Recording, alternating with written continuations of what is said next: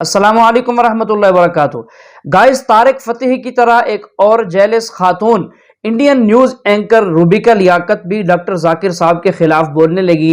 आज की वीडियो में आप देखेंगे रूबिका लियाकत डॉक्टर जाकिर नाइक साहब और कतर की हुकूमत को, कतर के जो सरबराह हैं शहजादे, उनको बड़ी बातें सुना रही है। कहती है कि इनको मैं नसीहत करती हूं। तो आइए ये वीडियो देखिए और इसके बाद आप देखेंगे कि एक हिंदू आदमी हिंदुस्तान का, वो डॉक्टर जाकिर नाइक साहब की उनके सामने तारीफ कर रहा है। बहुत अच्छी बात है कि एक मुस्लिम मुल्क फीफा वर्ल्ड कप ऑर्गेनाइज कर रहा है, आधुनिकता की मिसाल पेश कर रहा है। बहुत अच्छी बात है, लेकिन मुझे कतर से बात करनी है, एक नसीहत देनी है। वैसे नसीहत तो जाकिर नाइक को देनी चाहिए, लेकिन मेरे बुजुर्ग कहते हैं कि नसीहत उन्हें दिया करो जो जिम्मेदार हो, और जाकिर नाइक जिम्मेदारी के लायक नहीं है। जाकिर नाइक के बारे में कतर के हेड ऑफ स्टेट से मुझे बात करनी है। शेख साहब, आपसे बात करनी है आपके डबल स्टैंडर्ड पर। आपने हिंदुस्तान को तो नसीहत दी, हिंदुस्तान से नुपुर शर्मा वाले बयान पर बड़ी नाराजगी जताई, लेकिन नुपुर शर्मा ने जिस आधार पर वो बयान दिया था, जिस शख्स के कहे पर वो बयान दिया था, उस शख्स का नाम जानते हैं शेख साहब? जाकिर नाइक है। वही जाकिर नाइक जिसके लिए आपने आज रेड कार्पेट बिछा दिया। आज उसी फीफा वर्ल्ड कप में आपने उसे अपना मसीहा बनाकर बुलाया। वही जाकिर नाइक जो हिंदुस्तान का दुश्मन है, वही जाकिर नाइक जिससे बहुत सारे आतंकवादी सबक लेते हैं, अपना गुरु मानते हैं। आप इक्वालिटी की बात करते हैं कतर के शेख साहब, लेकिन इक्वालिटी की मिसाल यहां पेश करते आप नजर नहीं आए। हिंदुस्तान एक लोकतांत्रिक मुल्क है, उसे आप सिखा नहीं सकते, और आज आपने ये वाकई उदाहरण के तौर पर पेश भी कर दिया। शेख साहब, प्रैक्टिस व्हाट यू प्रीच, क्योंकि इस बार कतर ने जो किया है वो डबल स्टैंडर्ड है, दोगलापन। मैं सबसे पहले मिस्टर जाकिर नाइक को तहे दिल से नमन करता हूं, क्योंकि ये ऐसा इंसान है जो इस दुनिया की आखिरी तक याद किया जाएगा, और मैं उसके साथ यहाँ पर खड़ा हूँ। मैं बहुत गर्व करता हूँ और मैं बहुत धन्यवाद देता हूँ।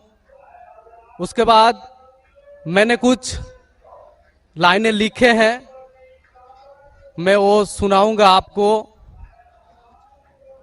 हिंदू है ना मुसलमान है, हमें सब लगता इंसान है। सबका मालिक जो है खुदा, वही तो भगवान है। रास्ता चाहे अलग अलग हो, पर मंजिल सबका एक है। सबका मंजिल जो है खुदा, वही तो भगवान है। और उस मंजिल तक पहुंचने के लिए मैं मानता हूं आप एक ऐसा सीढ़ी है, और हम भटके का राह दिखाने वाला इस दुनिया में एकमात्र आप हैं। तो इस मेरे लाइन में आप कुछ बोलिए। मैं और एक बात कहना चाहता हूं सर, मैं आपको एक वृक्ष की तरह देखना चाहता हूं, ट्री की तरह, गाछ की तरह, जो कोई शर्त बिना ही अपना ऑक्सीजन देते हैं, फल मूल देते हैं। मैं ऐसा आपको देखना चाहता हूं, मैं बटा हुआ नहीं देखना चाहता आपको। मैं चाहता हूं आप मेरा बने, सबका बने, हिंदुस्तान का बने, पूरा दुनिया का बने। आप ही आप रहे, मैं ये चाहता हूं। सारी तारीफ अल्लाह के लिए है। बेशक मैं इन तारीफ का हकदार नहीं हूँ, लेकिन आपने जो शेर और शायरी सुनाई, अल्हम्दुलिल्लाह। ये कहना चाहता हूँ कि हिंदू भी इंसान है, मुस्लिम भी इंसान है, ईसाई भी इंसान है, सिख भी इंसान है। ये सारे इंसान हैं, और हम सारे इंसान एक ही माँ बाप से पैदा हुए, आदम और हव्वा अलैहिस्सलाम, और उनके हम संतान हैं। इसीलिए अल्लाह ताला फरमाते हैं कुरान मजीद में, सूरह इसरा में, सूरा नंबर 17 आयत नंबर 70 में अल्लाह ताला फरमाते हैं वलक़द कर्रमना बनी आदम, कि अल्लाह सुब्हानहू व तआला ने सारे आदम के बच्चों पे करम फरमाया। आप चाहे इंडिया में रहो, या पाकिस्तान में, या सऊदी अरेबिया में, या यूएसए में, या यूके में, चाहे आप मुसलमान के घर में पैदा हो, या हिंदू के घर में, या ईसाई के घर में, या सिख के घर में, अल्लाह ताला ने सारे बनी आदम पे करम फरमाया। लेकिन आपने कहा कि चाहे कुरान पढ़ो या वेद पढ़ो, वेद पे अमल करो, कुरान पे अमल करो। अभी जैसे मैंने कहा कि जैसे जैसे ज़माना गुजरता गया, जितने धार्मिक किताब है, इन सारी धार्मिक किताबों में कुरान को छोड़ के तब्दीली आने लगी। और इन धार्मिक किताबों के स्कॉलर्स को आप पूछेंगे, चाहे वो वेद के स्कॉलर्स हो, चाहे महाभारत के स्कॉलर्स हो, चाहे बाइबल के स्कॉलर्स हो, वो कहेंगे कि वक्त के दौरान इसमें काफ़ी इंटरपोलेशन आने लगा। तो अभी हम कैसे जाने क्या सच है क्या हक है? मिसाल के तौर पे अगर मैं आपको एक ग्लास दूंगा पानी का, साफ ग्लास, साफ सुथरा, उसमें एक कतरा मैं गटर का पानी डालूंगा आपके सामने, आप वो पानी को पीएंगे और घोलूंगा तो नजर ही नहीं आएगा। एक कतरा डालूंगा गटर का पानी, नजर आएगा घोलने के बाद? नहीं। आपको जब पता है कि एक कतरा गटर का पानी, तो पिएंगे? नहीं सर। हाँ कि नहीं? नहीं सर। हाँ कि नहीं? नहीं। नहीं पिएंगे। अगर नहीं देखे, चुपके से कोई मिला दिया तो शायद पी लेंगे। तो अक्सर लोग को ये नहीं पता है कि मिलावट हो चुकी है। मेरा ये कहना है, जिस तरीके से मैंने कुरान मजीद की आयत की तिलावत की आज के इस सेशन के पहले, सूरह इमरान सूरा 3 आयत नंबर 64 में अल्लाह ताला फरमाते, तालू इला कलिमतिन सवाइम बैना बैनकुम, आओ हम उस बात की तरफ जो आप और हम में यकसा है। सबसे पहली बात, अल्लाह नाबुदा इल्लल्लाह, कि हम सिर्फ एक अल्लाह सुब्हानहू व तआला की इबादत करें। तो मेरी ये इल्तिजा है लोगों से, सारे इंसानों से, चाहे वो हिंदू हो, क्रिश्चियन हो, चाहे वो मुस्लिम हो, कि मैं उनसे कहता हूं कि कम से कम आप ये तो मान लो कि एक किताब 100% खुदा की तरफ से। तो वो हिंदू कहेगा मुझे कोई एतराज नहीं मानने के लिए कि वेद 100% खुदा की किताब है। वो क्रिश्चियन कहेगा मुझे नहीं एतराज है मानने के लिए कि बाइबल 100% खुदा की तरफ से। वो मुसलमान कहेगा मुझे कोई एतराज नहीं मानने के लिए कि कुरान 100% खुदा की तरफ से। तो मैं कहता हूं कि जो ये तीनों किताबों में यकसा है, कम से कम उस पर तो अमल करे। जो डिफरेंस है वो कल डिस्कस करेंगे। Let us agree what is common, let us follow. जो यकसा है उसके ऊपर तो किसी को एतराज होना ही नहीं चाहिए। तो ये फॉर्मूला लोग क्यों नहीं इख्तियार करते? लोग क्या करते नॉर्मली इंटरफेथ डायलॉग में, हिंदू पंडित आके बोलते हैं सब धर्म सर्वधर्म सब धर्म एक है, वो मुस्लिम आके बोलेगा सब धर्म एक है, वो क्रिश्चियन पादरी आके बोलेगा सब धर्म एक है। ये सिर्फ नाटक है। अगर सारे धर्म एक है तो मैं हिंदू से कहूंगा अगर सब धर्म एक है तो मुसलमान बन जाओ। पंडित बोलेगा नहीं। वो क्रिश्चियन से कहूंगा सब धर्म एक है तो फादर को बोलूंगा अब हिंदू क्यों नहीं बन जाते? मैं ये नहीं कहता हूं सब धर्म एक है, सब धर्म में अच्छाई है। जो यकसा है उसके ऊपर अमल करो, जो यकसा नहीं है उसको डिस्कस बाद में करेंगे। कम से कम जो यकसा है उसके ऊपर तो अमल करें। इसमें किसी को एतराज नहीं होना चाहिए। मैं कभी भी तकरीर में बाकी धर्म की गलतियां नहीं निकालता हूं, उनकी अच्छाइयां पेश करता हूं। जो यकसान है तो उसको दिखाता हूं मैं। अनलेस कोई डिबेट में मुझे मजबूर करे तो अलग बात है, लेकिन अक्सर मैं धर्म की अच्छाइयां बयान करता हूं और जो यकसान है तो उसके ऊपर अमल करने के लिए कहता हूं।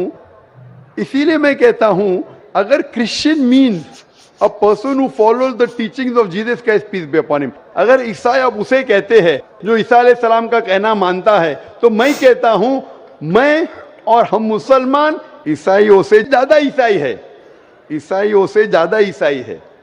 क्योंकि अगर आप बाइबल पढ़ेंगे ईसा अलैहि सलाम क्या फरमाते हैं, हम मुसलमान उसके ऊपर ज्यादा अमल करते हैं। बाइबल में लिखा है कि ईसा अलैहि सलाम फरमाते हैं कि एक भी चीज अगर आप ओल्ड टेस्टामेंट की नहीं मानेंगे तो आप जन्नत में नहीं जाएंगे। बाइबल में लिखा है बुक ऑफ लेविटिकस में कि आप सूअर का गोश्त मत खाओ। Book of Deuteronomy chapter number 14 verse number 8 में, book of Isaiah chapter number 65 verse number 2 से 5 में लिखा है सूअर का गोश्त मत खाओ। हम मुसलमान नहीं खाते लेकिन अक्सर ईसाई खाते। बाइबल में लिखा है बुक ऑफ एफिसियंस में चैप्टर नंबर 5 वर्स नंबर 18 में कि आप शराब मत पियो। Book of proverbs chapter number 20 verse number 1 में क्या शराब नहीं पीना चाहिए। हम मुसलमान शराब नहीं पीते, अक्सर ईसाई शराब पीते। बाइबल में लिखा है gospel of Luke chapter number 2 verse number 21 में पढ़ेंगे ईसा अलैहि सलाम का खतना किया गया था 8 दिन पे। मुसलमान की खतना होती है, लेकिन अक्सर ईसाई की खतना नहीं होती। तो अगर आप देखेंगे कि ईसाई का मतलब वो कि जो ईसा अलैहिस्सलाम का कहना मानता है, तो आप बाइबल पढ़ेंगे तो आप जानेंगे मुसलमान ईसाई से ज्यादा ईसाई है। उसी तरीके से आप हिंदू की किताब अगर पढ़ेंगे, हिंदू मानी क्या कि हिंदू एक्चुअली ज्योग्राफिकल डेफिनेशन है भाई साहब। हिंदू मीन्स, ये सबसे पहले हिंदू किसने लफ्ज दिया था? अरबों ने जब हिंदुस्तान में आए, उस टाइम हिंदुस्तान कहने जाता था, जब अरब आए तो यहां कहने लगे हिंदी। हिंदी जो ये इंडस वैली सिविलाइजेशन था, इस अतराफ में जो भी लोग रहते थे उसे अरब कहते थे हिंदी। तो ये लफ्ज हिंदू आया अरबों से। इसीलिए मैं आज भी जब जाता हूं सऊदी अरेबिया, लोग कहते हिंदी हिंदी हिंदी में, तो ज्योग्राफिकली मैं हिंदू हूं। जो हिंदुस्तान में रहता है वो हिंदू है। और पंडित जवाहरलाल नेहरू कहते हैं कि ये लफ्ज हिंदू कोई भी हिंदू शास्त्र में आपको नहीं मिलेगा जब तक मुसलमान हिंदुस्तान में नहीं आए। अरब हिंदुस्तान आने के बाद ये लफ्ज हिंदू उनके शास्त्र में आया। उसका मतलब ये लफ्ज हिंदू दिया मुसलमानों ने। तो Hindu is a geographical definition. तो उस डेफिनेशन से मैं हिंदुस्तान में रहता हूं और मुझे गर्व है कि मैं हिंदुस्तानी हूं। तो उस डेफिनेशन से मैं हिंदू हूं। और अगर आप बोलते धार्मिक वेद पढ़ेंगे, तो वेद को पढ़ चुका हूं मैं, भगवत गीता पढ़ चुका हूं, महाभारत पढ़ चुका हूं। जो यक्षान है तो उसके ऊपर अमल करता हूं। जो अहम है, जो ब्रह्म सूत्र हिंदुइज्म का एकम ब्राह्मण द्योत्या नास्ते नैना नास्ते किंचन, भगवान एक ही है, दूसरा नहीं है, नहीं है, नहीं है, जरा भी नहीं है। तो ये कहना मंजिल एक है और रास्ते अलग है।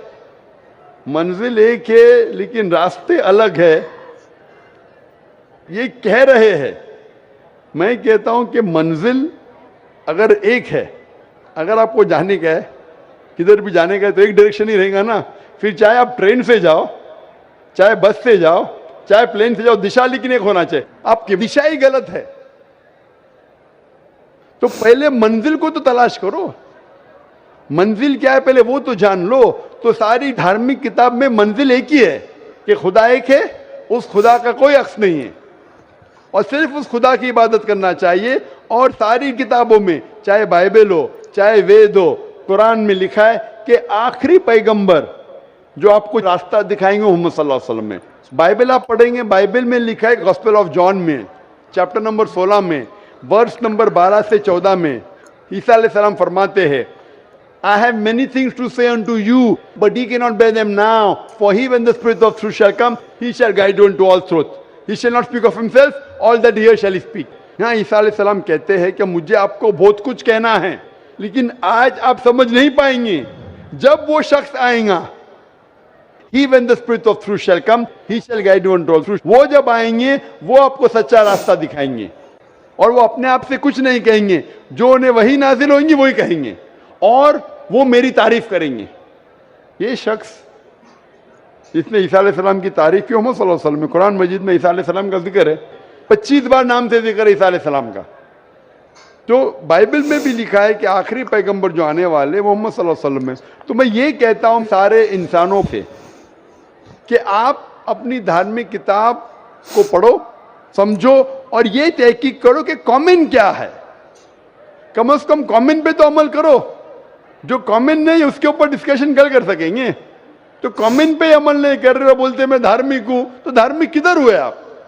जो डिफरेंस है उसके ऊपर बाद में अमल करो। कॉमन लिखा हुआ है कि खुदा एक है, खुदा के कोई अक्स नहीं है, उसके अलावा किसी की इबादत नहीं करना चाहिए। आखिरी पैगंबर मोहम्मद सल्लल्लाहु अलैहि वसल्लम के ऊपर तो अमल करो। कॉमन लिखा है कि शराब मत पियो, कॉमन लिखा है औरतों को हिजाब करना चाहिए, बाइबल में भी लिखा है, वेद में भी लिखा है, कुरान में भी लिखा है। कॉमन ये लिखा है कि जुआ खेलना हराम है।